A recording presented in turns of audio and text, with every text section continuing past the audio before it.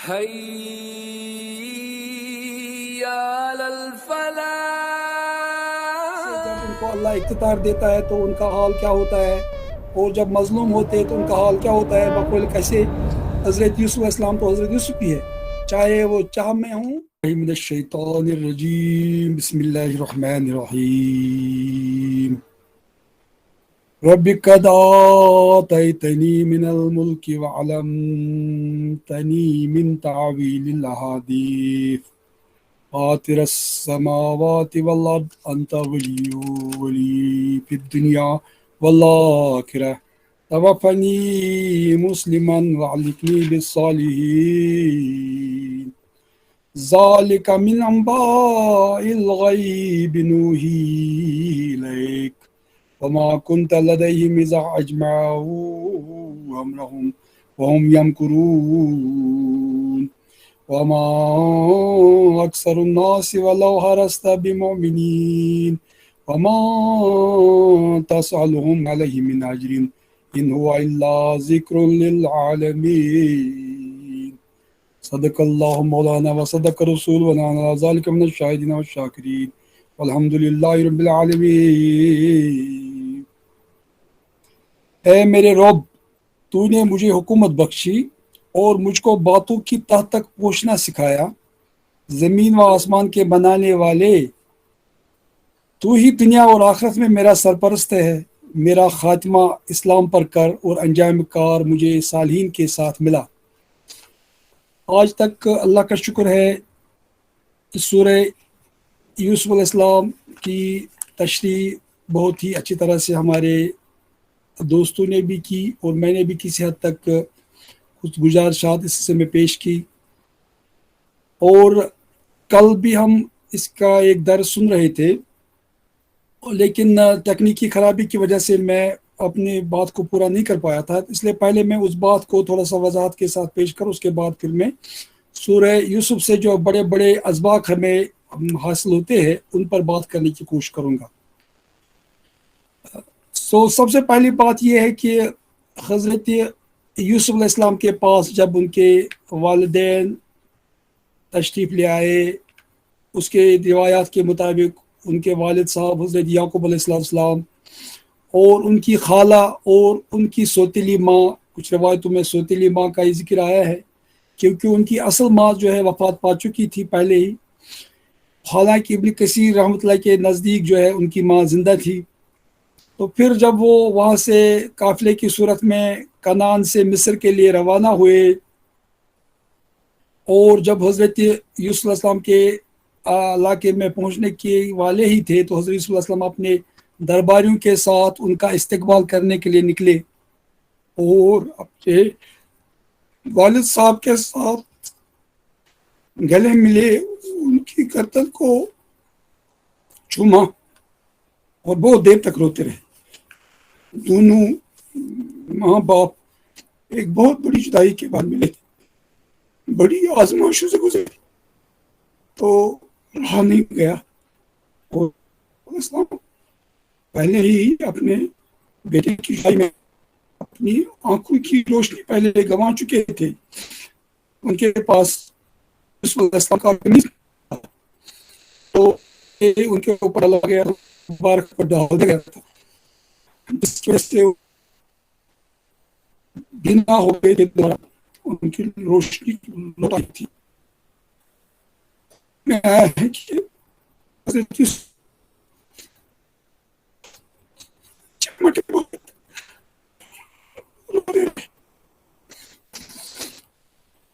اور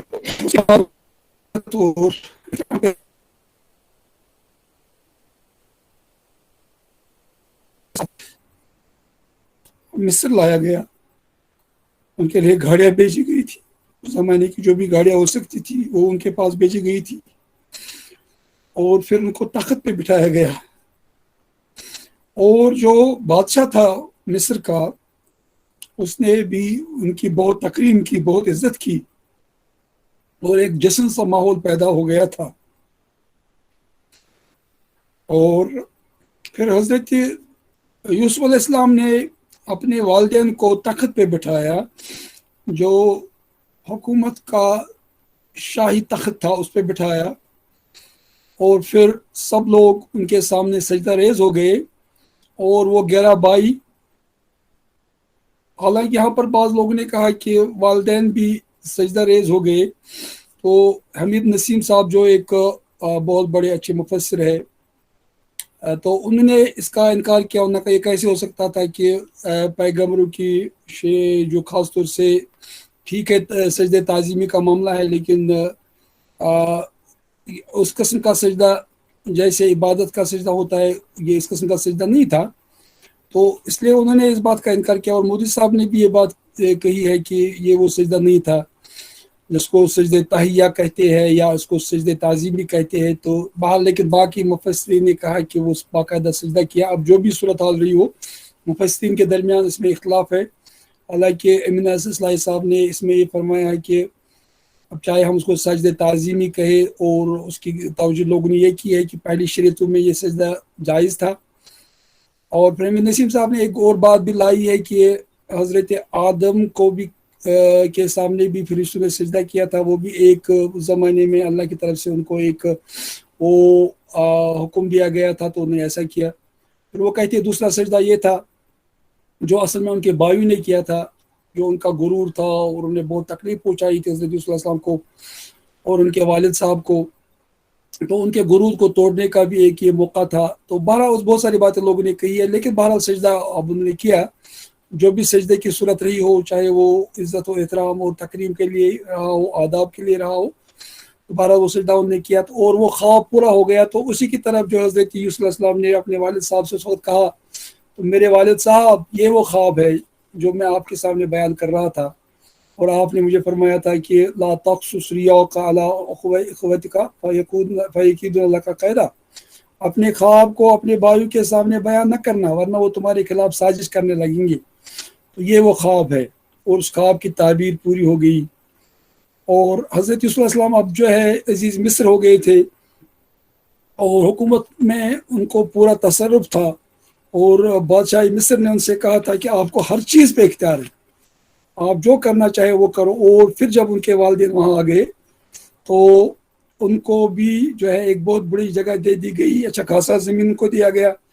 اب مفسرین نے فرمایا کہ اب وہ ان لوگوں کو جو ہے ایک بہت بڑا علاقہ دیا گیا، کیونکہ وہ اپنے مویشیوں کے ساتھ بھی آئے تھے، اپنے پورے خاندان کے ساتھ آئے تھے، تقریباً بعض لوگوں نے کہا 70 کے قریب لوگ تھے، بعض لوگوں نے کہا کہ 90 کے قریب لوگ تھے، اور بعض لوگوں نے 67 کے قریب لوگوں کا ذکر اس میں کیا ہے۔ اب جتنے بھی لوگ تھے بہت سارے لوگ تھے، اور بہت سارے لوگ سب سامان لے کے آئے تھے، اپنے مال مویشی کو لے کے آئے تھے ساتھ، جو کچھ ان کے پاس تھا وہ سب لے کے آئے تھے۔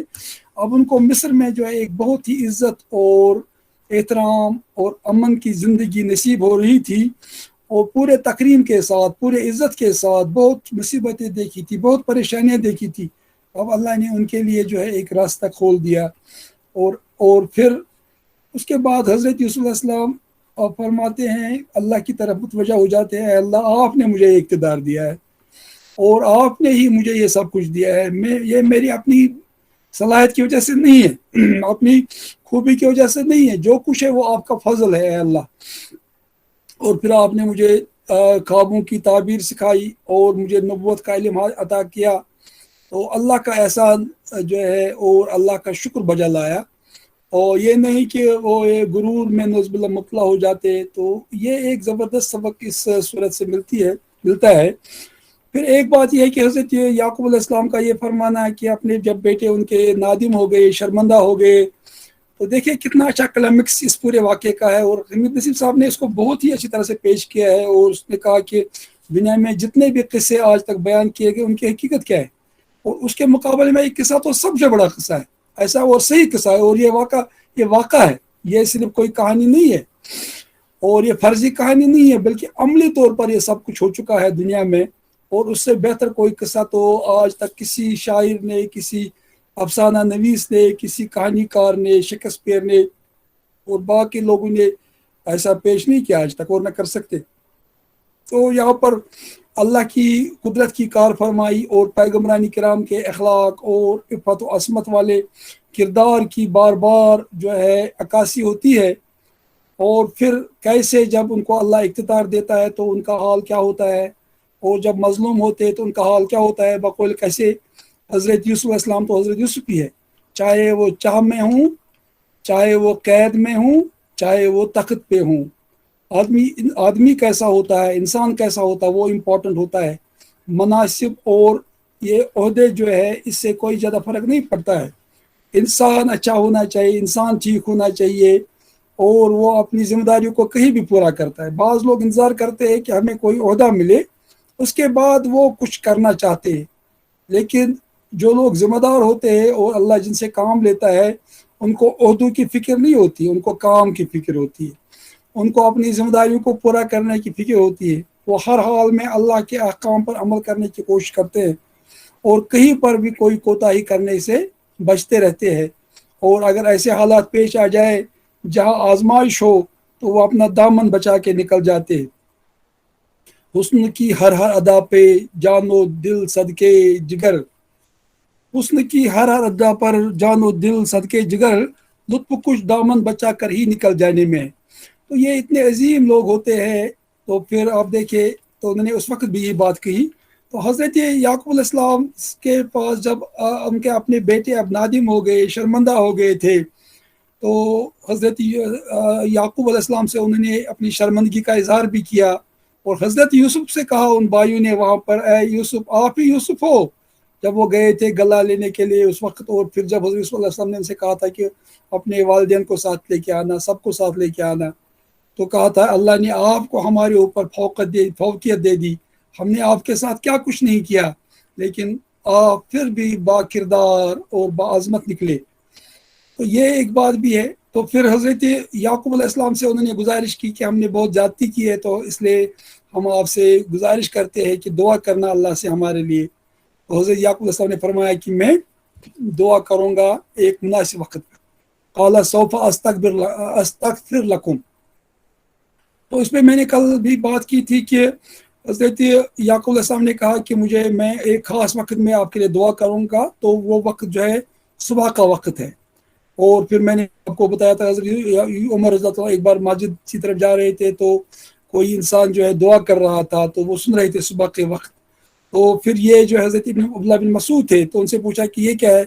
انہوں نے کہا کہ یہ تو وہی وقت ہے نا جب حضرت یعقوب علیہ السلام اپنے بیٹوں کے لیے دعا کر رہے تھے صبح کے وقت، اور جو اس صبح کے وقت کو گنوا دیتا ہے تو اس کو کچھ حاصل نہیں ہوتا ہے۔ زمستانی ہوا میں گرچ تھی شمشیر کی تیزی، زمستانی ہوا میں گرچ تھی شمشیر کی تیزی، نہ چھوٹے ہم سے لندن میں بھی آداب سر کھیزی۔ یہ اقبال۔ عطار ہو، رومی ہو، رازی ہو، غزالی ہو، کچھ ہاتھ نہیں آتا بے آہ سحر گاہی۔ اور ہماری نوجوان نسل سوتی رہتی ہے، صبح کی نماز چلی جاتی ہے، اور یہ بہترین وقت جو استجابت کا ہوتا ہے اس کو ہم گنوا دیتے ہیں۔ ہماری مغربی تہذیب نے ہمیں کیا دیا ہے؟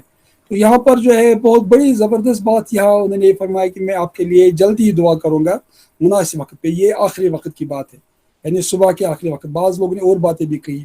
پھر ایک مسئلہ یہ پیدا ہوا تھا کہ حضرت یوسف علیہ السلام نے یہ فرمایا تھا کہ اے اللہ مجھے موت دینا صالحین کے ساتھ، اور اسلام پہ ہی قائم رکھتے ہوئے مجھے موت آنی چاہیے، اور مجھے صالحین کے ساتھ جو ہے موت کے بعد شامل فرمانا۔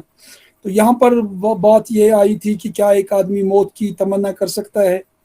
تو اس پہ بھی میں نے کل کچھ بات کہی تھی، لیکن کچھ باتیں رہ گئی تھی۔ تو نبی کریم صلی اللہ علیہ وسلم نے ویسے منع کیا ہے کہ مسلمانوں کو موت کی تمنا نہیں کرنی چاہیے۔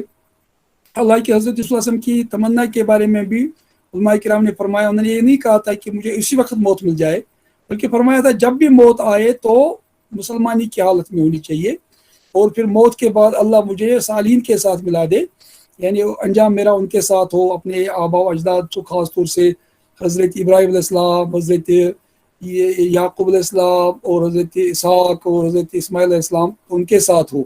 تو اس لیے انہوں نے یہ موت کی تمنا نہ کی تھی۔ لیکن بعض لوگوں نے کہا، مفسر نے کہا کہ پہلے زمانے میں موت کی تمنا کرنا جائز تھا، اور لیکن ہمارے زمانے میں دوسرا نے منع کیا ہمیں کہ ہمیں خوش نہیں کرنی چاہیے، دعا نہیں کرنی چاہیے، تمنا نہیں کرنی چاہیے موت کی۔ تو پھر حدیث ابن کثیر نے بیان فرمائی ہے وسلم کی، لا یتمنن احدکم الموت، یعنی تم میں سے کوئی آدمی جو ہے موت کی تمنا نہ کرے، کہ جب اس کو کوئی ضر یا کوئی تکلیف اس کو پہنچ جائے تو اگر اس کے لیے وہ اچھا ہوگا تو اس کے شر میں بھی اس کے لیے کوئی خیر کا پہلو ہوگا. تو آدمی یہ کہے کہ اگر زیادہ سے زیادہ یہ کہے کہ اے اللہ اگر میرے لیے موت ہی میرے لیے بہتر ہے تو موت آ جائے، لیکن اگر میرے لیے زندگی بہتر ہے تو مجھے زندہ رہا. تو یہ ایک ذرا بڑی بات جو ہے بیان کی ہے مفسرین کرام نے. تو یہ اس صورت سے یہ بات بھی سامنے آتی ہے. پھر حضرت مرشد تھانوی رحمۃ اللہ جن کے بارے میں ہمیشہ جو ہے ماجد دریابادی صاحب مرشد تھانوی کا لفظ استعمال کرتے تھے. بہت بڑی شخصیت تھی مطلب جو ہے برصغیر ہند و پاک کی، اور ان کا بہت بڑا کام رہا ہے، اور روحانیت میں اور باقی معاملات میں انہوں نے بہت زبردست کام کیا ہے، لاکھوں لوگوں کو اسلام کی روشنی سے فیضیاب کیا ہے. تو انہوں نے بڑی زبردست بات فرمائی ہے کہ چونکہ ملاقات کا وقت موعود قریب آ لگا تھا، یہ خوشبو اتنے فاصلے سے مدرک ہو گئی، اور جب وہ کنویں میں نسبتاً بہت قریب تھے چونکہ وقت نہ آیا تھا، یہ خوشبو مدرک نہ ہو سکی. اور یہی حال یعنی پھر وہ فرماتے ہیں کہ اصل میں جب حضرت یوسف علیہ السلام حضرت یعقوب کے نزدیک ہی تھے، کنویں میں ان کو ڈالا گیا تھا، چاہ میں ان کو ڈالا گیا تھا، تو وہاں سے خوشبو اس وقت نہیں آئی تھی. لیکن جب اتنے دور سے تھے تو یہ خوشبو آئی تھی کہ اصل میں اللہ نے وقت مقرر کیا ہوتا ہے ہر چیز کے لیے. تو پھر چاہے دور ہو یا نزدیک ہو، جب اللہ کو کوئی کام کرنا ہوتا ہے تو وہ اس کو کر کے رکھتا ہے. تو ایک بہت بڑی روحانی بات انہیں بیان فرمائی ہے حضرت مولانا مرشد تھانوی اشرف علی تھانوی رحمۃ اللہ علیہ. اور پھر یہی انہوں نے پھر مکاشفے کی بات کی ہے. بہرحال اب اسی طرح سے ایک بات کا ذکر یہ ہوا تھا کہ انہوں نے ان کے جو پٹ پوتے تھے یا ان کے پوتے جو تھے اور پوتیاں تھی حضرت یعقوب السلام، جب انہوں نے کہا کہ بھئی مجھے حضرت یوسف کی خوشبو آ رہی ہے، ابھی حالانکہ وہ قافلہ روانہ ہی ہو گیا تھا وہاں سے، مصر سے جا رہا تھا لینے کے لیے حضرت یعقوب علیہ السلام کو، اور وہ بشیر جو یہودا تھے تو وہ لے کے آ رہے تھے قمیض حضرت یوسف علیہ السلام کی، تو جس کے بارے میں حضرت یوسف علیہ السلام نے ان کو فرمایا تھا کہ یہ قمیض اپنے میرے والد صاحب کے چہرے مبارک پر ڈال دینا تو انشاءاللہ ان کی روشنی واپس آئے گی، لوٹ آئے گی. تو اس وقت جو ہے ان کی پوتیوں نے یا ان کے پوتوں نے ان سے کہا تھا کہ آپ لوگ اپنے ضلالت القدیم میں ہو، اسی پرانی گمراہی میں ہو. تو یہاں گمراہی سے مراد نہیں ہے کہ ضلال سے مراد گمراہی نہیں ہے، بلکہ یہاں اصل میں یہ عقلی ضلال جیسے علماء نے فرمایا ہے، اور یہ اس محبت اور اس وارفتگی کا ذکر انہوں نے کیا ہے کہ اسی محبت پہ حضرت یوسف علیہ السلام کے گلے جا رہے ہو. تو یہ ایک بہت بڑے صوفی گزرے ہیں ابو النصر سراج، انہوں نے فرمایا کہ ایک ہوتا ہے صاحب حال. تو حضرت ابراہیم علیہ السلام سے کہا گیا کہ اپنے بیٹے کو اللہ کے لیے ذبح کرو، تو وہ نکل گئے، بڑی خوشی خوشی سے نکل گئے.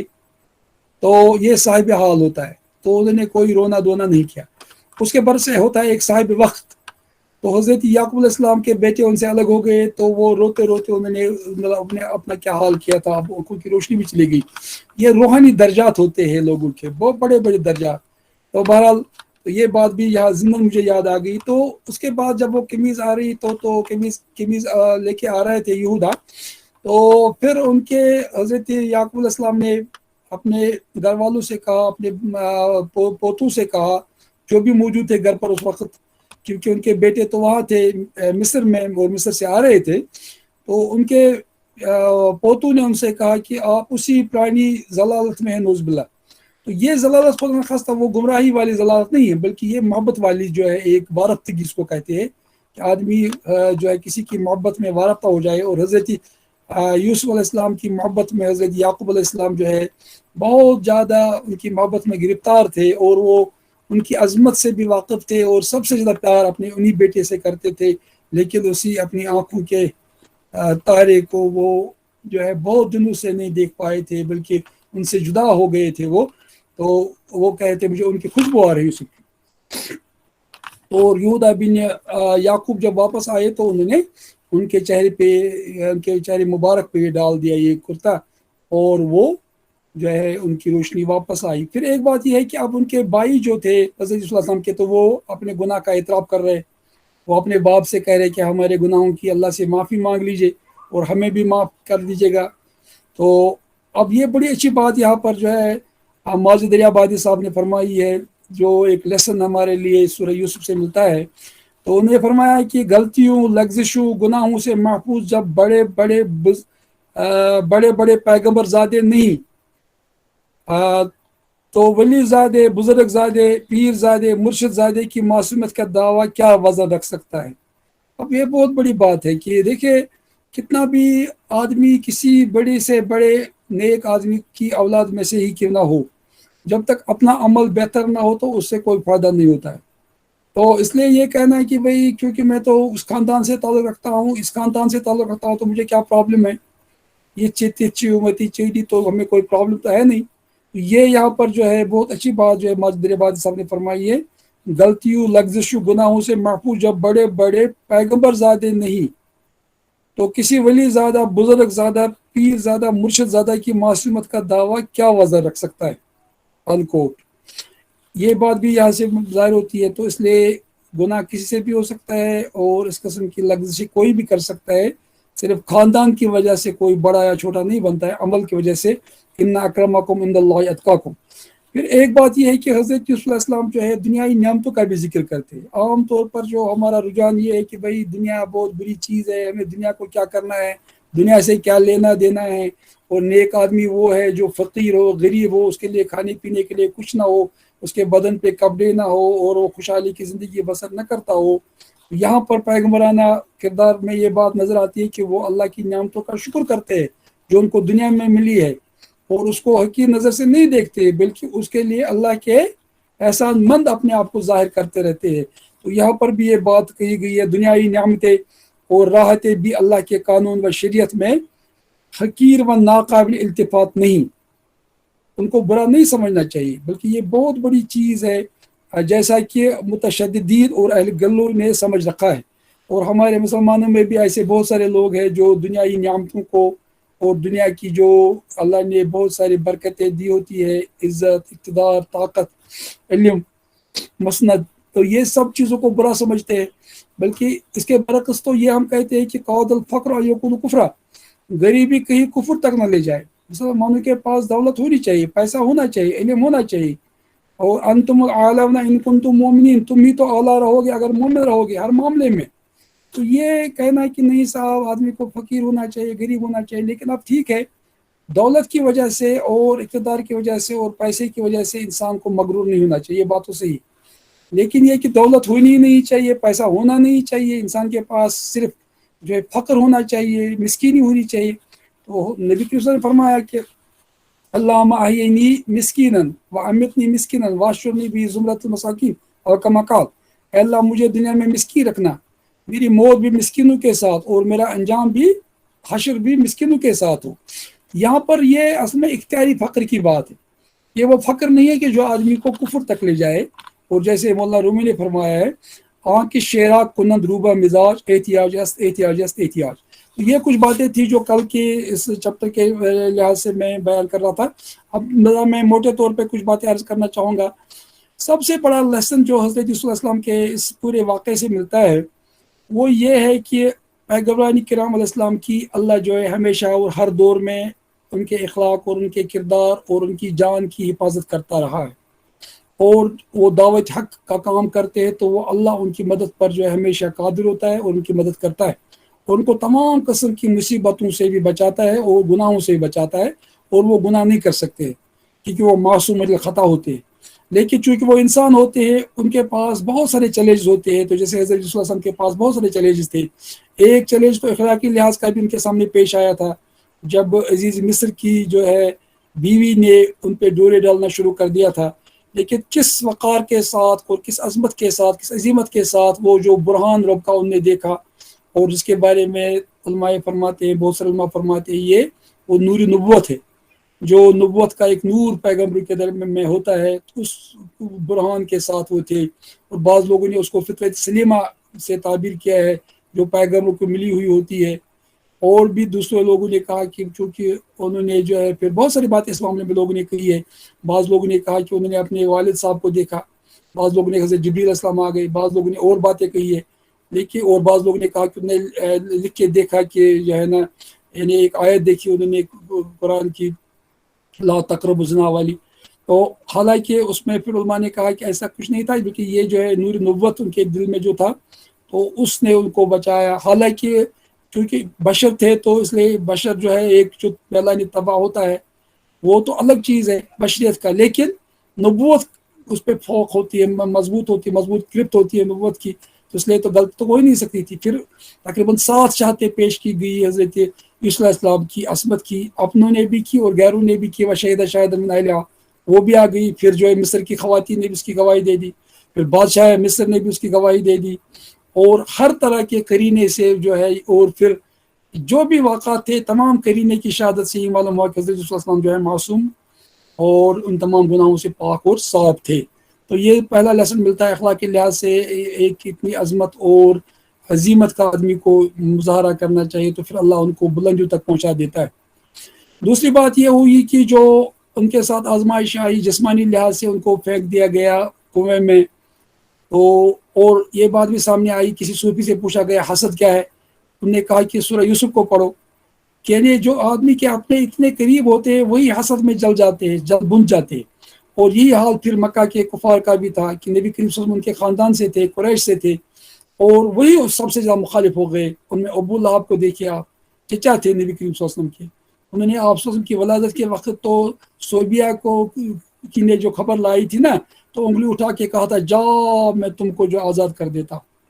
تو وہی شخص اتنا بڑا دشمن ہو گیا نبی کریم صلی اللہ علیہ وسلم کا. اور پھر قریش کے سردار کس طرح سے سازشیں کر رہے تھے، تو ایسا ہی لگ رہا تھا جیسے قریش کے سردار سازشیں کر رہے تھے، ایسے ہی یوسف کے بھائیوں نے سازشیں کی تھی کہ ان سے ہم چھٹکارا کیسے پا سکتے ہیں.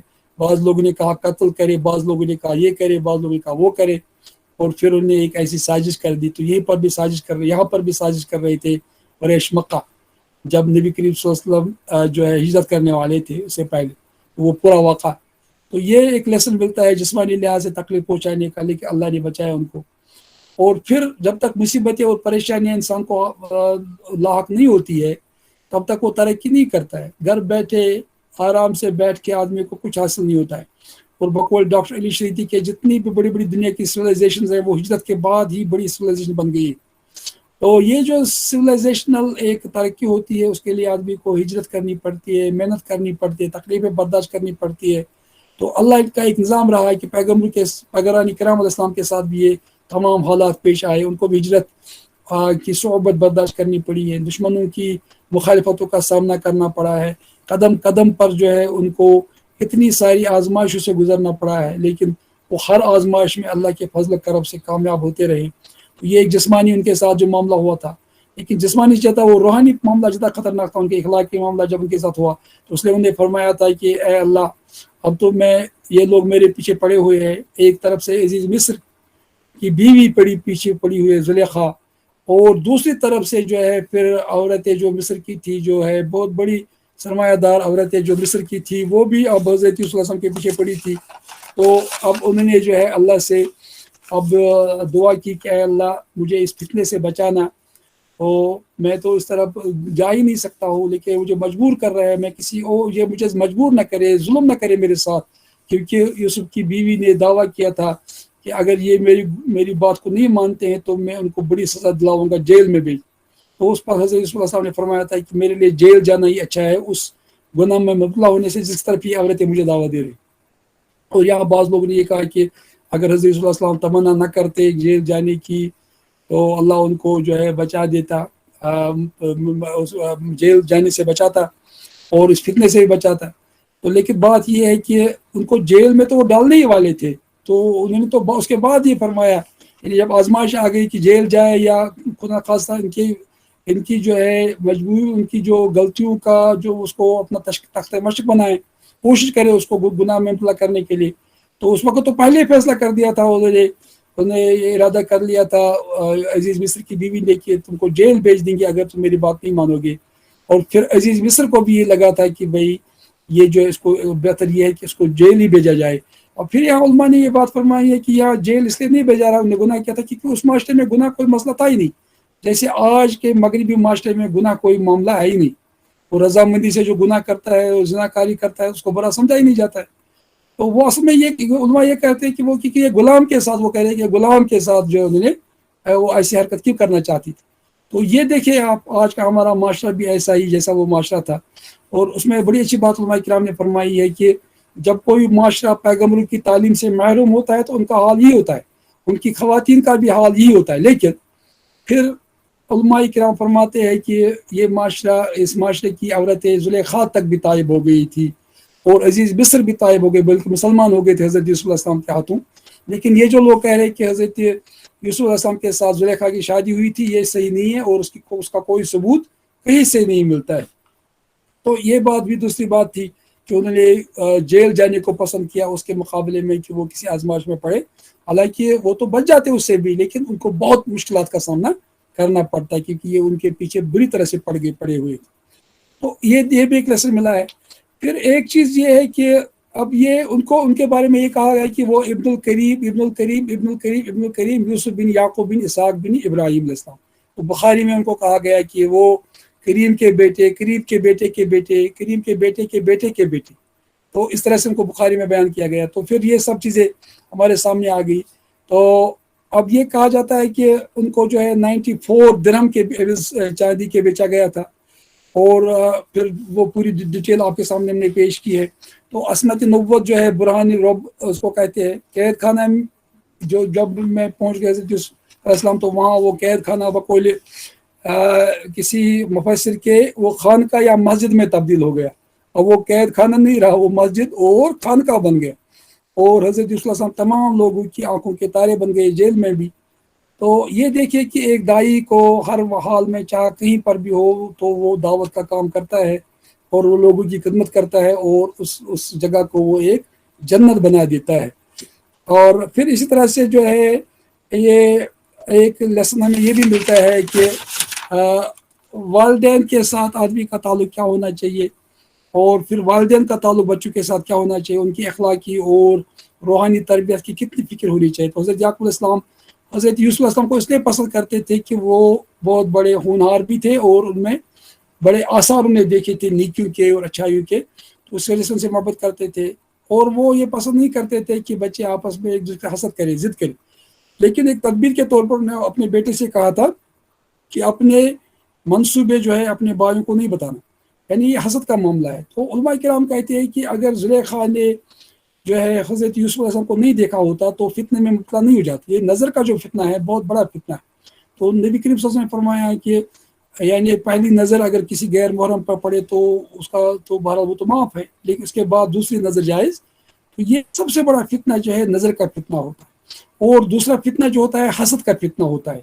عورتوں کی طرف سے جو ہے نظر کا فتنہ ہوتا ہے، اور باقی مردوں کی طرف سے اکثر جو ہے حسد کا، وہ عورتوں سے بھی ہو سکتا ہے لیکن مردوں کا زیادہ ہوتا ہے. اور حسد کیا ہوتا ہے، وہ تمام نیکیوں کو کھا جاتا ہے. تو اس لیے حسد سے بچنا چاہیے. لیکن دوسری بات یہ بھی معلوم ہوتی ہے کہ جو بھی نعمت والا ہوتا ہے اس کے ساتھ لوگ حسد کرتے ہیں. اور اس سے یہ کہا گیا ہے کہ احتیاط کے طور پر جو ہے اپنے خوابوں کو، اپنے منصوبوں کو لوگوں کے سامنے پیش نہیں کرنا چاہیے، کیونکہ لوگ سازشیں کرنے لگتے ہیں. بہت ساری جو ہے وہ ایسی کوششیں کرتے تاکہ انسان کو نقصان پہنچائے. پھر حضرت یوسف علیہ السلام نے جو نصیحت کی تھی حضرت یعقوب علیہ السلام نے بہت پہلے بھی نصیحت کی تھی، بعد میں بھی نصیحت کی تھی، اور پھر ان کے بھائیوں کو بھی نصیحت کی تھی جب وہ جانے والے تھے وہاں پر دوبارہ حضرت صلی اللہ علیہ وسلم کے پاس غلہ لینے کے لیے. تو کہا تھا کہ ایک دروازے سے داخل نہیں ہونا، بہت سارے دروازوں سے داخل ہونا. یعنی تدبیر جو بھی آدمی کرنا چاہے تو تدبیر آدمی کو کرنی چاہیے. اور پھر حضرت یوسف علیہ السلام کا یہ فرمانا ہے کہ مجھے جو اجعلنی علی خزائن الارض، مجھے زمین کے خزانوں کا مالک بنا دیجیے، کیونکہ میں جاننے والا ہوں، حفاظت کرنے والا ہوں. تو معلوم ہوا کہ آدمی جو ہے کبھی کبھی اگر اس کے پاس صلاحیت ہو تو وہ اپنے آپ کو پیش کر سکتا ہے کسی بڑے کام کے لیے. حالانکہ یہاں پر علماء یہ بھی کہتے ہیں کہ ان نے گزارش کی تھی عزیز مصر میں، تو یعنی بادشاہ جو مصر کے تھے ان نے کی تھی، اس لیے انہوں نے اپنے آپ کو پیش کیا. یعنی جب بھی ایسا موقع ملے تو آدمی کو کسی پس و پیش کے بغیر جو ہے ذمہ داری قبول کرنی چاہیے. پھر تدبیر سے اور اپنے اچھی انتظامی صلاحیت کے ذریعے سے آدمی غیروں کا دل بھی جو ہے جیت سکتا ہے، اس میں کوئی حرج نہیں ہے. بہت سارے لیسن اس سورہ یوسف سے ہمیں مل جاتے ہیں. اور آخری لیسن ہمیں یہی ملتا ہے کہ آدمی جب استقامت کے ساتھ اللہ کے راستے پہ چلتا رہتا ہے تو وہ اخلاق کی برائیوں سے بھی بچ سکتا ہے، اور وہ دنیا کی ترقیوں سے بھی فیض یاب ہو سکتا ہے. اللہ اس کو دین و دنیا کی تمام برکتیں اس کو دے سکتا ہے، اس کی تمام نعمتیں اس کو حاصل ہو سکتی ہے. اور دین کی وجہ سے کوئی آدمی جو ہے پریشان اور غریب اور مفلس اور مفلوق الحال نہیں بنتا ہے، محروم نہیں رہتا ہے، بلکہ دین کی وجہ سے انسان کو تمام نعمتیں ملتی ہے، بشرطے کہ وہ صبر و استقامت کے ساتھ دین پہ چلتا رہے، اور پھر جب اس کو اللہ اقتدار دے یا طاقت دے تو معاف کرے لوگوں کی، اسی طرح سے جیسے حضرت صلی اللہ علیہ وسلم نے معاف کیا کہ انہوں نے جو اپنے بھائیوں کو معاف کیا، اور پھر اسی طرح سے نبی کریم صلی اللہ علیہ وسلم نے بھی فتح مکہ کے موقع پر جو ہے اپنے دشمنوں کو معاف کر دیا، اور ایک بہترین مثال قائم ہو گئی، اور اس سے بہتر کوئی مثال دنیا میں ہو ہی نہیں سکتی جو نبی کریم صلی اللہ علیہ وسلم نے قائم کی، اور اس سے پہلے حضرت صلی اللہ علیہ وسلم نے قائم کی تھی۔ تو یہ اتنے سارے لیسنز ہمیں ملتے ہیں سورہ یوسف سے، اور اگر ہم ان لیسنز کو سمجھنے کی کوشش کریں تو آج کے حواس باختہ اور جو اخلاق باختہ سماج میں جو مغرب نے پیدا کیا ہے، جہاں اخلاق کے لحاظ سے بہت برائیاں ہے، اور ہمارے نوجوان بچے اور بچہ جو ہے اس فتنے میں مبتلا ہو چکے ہیں، جہاں ہر جگہ حیات اللہ کی بات ہو رہی ہے، تو ہمیں اپنے آپ کو حضرت یوسف علیہ السلام کی طرح اپنے دامن کو بچانا چاہیے، ہمارے نوجوانوں کو، ہمارے بچوں کو، اور ہمارے سب لوگوں کو، تو پھر انشاءاللہ ترقی کے بڑے بڑے مراتب پر فائز ہو سکتا ہے۔ اللہ ہمیں کہنے سننے سے زیادہ عمل کرنے کی توفیق عطا کرے۔ وآخر دعوانا الحمد للہ رب العالمین۔ اللہ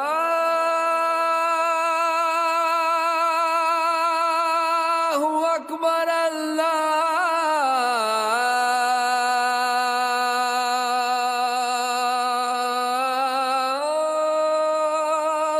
اکبر۔